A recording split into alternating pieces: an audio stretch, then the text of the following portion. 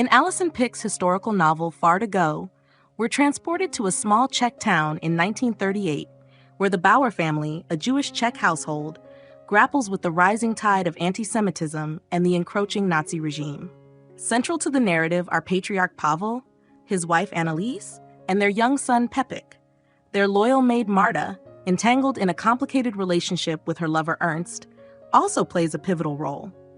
Narrated partially by a mysterious researcher in Montreal, whose connection to the Bauer family remains veiled until later in the story, the novel unfolds against the backdrop of impending war. Initially portrayed as upstanding citizens with a small clothing factory, the Bauers navigate their Jewish identity in a largely secular context.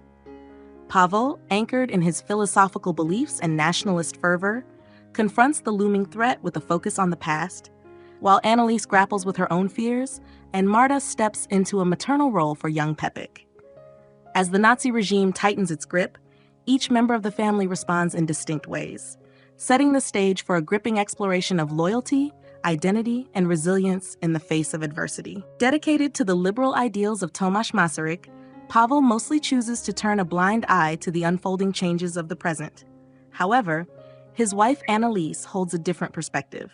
Battling her anxieties, she stockpiles the pantry with canned goods in anticipation of potential confinement, while indulging in materialistic pursuits, acquiring her wardrobe exclusively from Paris. Meanwhile, their 6-year-old son Pepik remains blissfully unaware, engrossed in his toy trains, and enchanted by scenes from Snow White and the Seven Dwarfs, often acted out with his cherished nanny Marta. Elsewhere in the family circle, differing attitudes toward the impending Nazi invasion emerge. Sophie the cook eagerly anticipates the Nazis' arrival, viewing it as an opportunity to rid society of Jews, driven by her own sense of alienation due to her harelip. She harbors hopes that the eradication of Jews might finally grant her a sense of belonging. In contrast, Ernst, Marta's boyfriend and Pavel's confidant, manages the family's factory. While he harbors an interest in Nazi ideology, he maintains a discreet demeanor, rendering his eventual betrayal all the more shocking.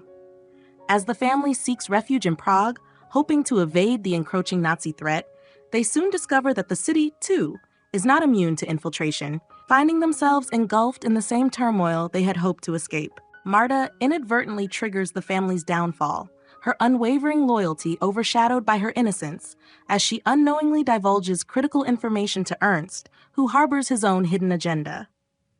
Interwoven with this narrative is the voice of a contemporary researcher residing in Montreal, delving into the history of Kindertransport, the life-saving trains that whisked young Jewish children away from occupied territories during World War II.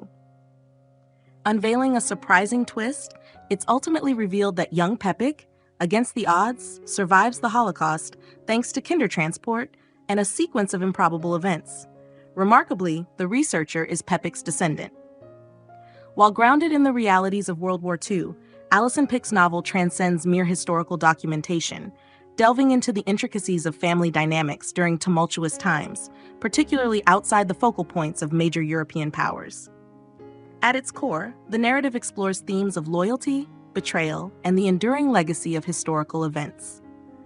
Alison Pick, a Canadian author hailing from Ontario, boasts a diverse literary repertoire comprising 2 novels, a memoir, and 2 collections of poetry.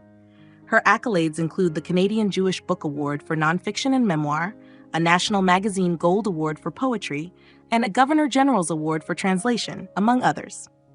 An esteemed figure in the Canadian literary landscape, Pick is a frequent guest on CBC Radio, engaging audiences in discussions about her work, and has graced numerous film and book festivals. Her latest novel, Strangers with the Same Dream, was published in 2017. I hope you found this video enjoyable. If so, please consider giving it a thumbs up and subscribing. Thank you.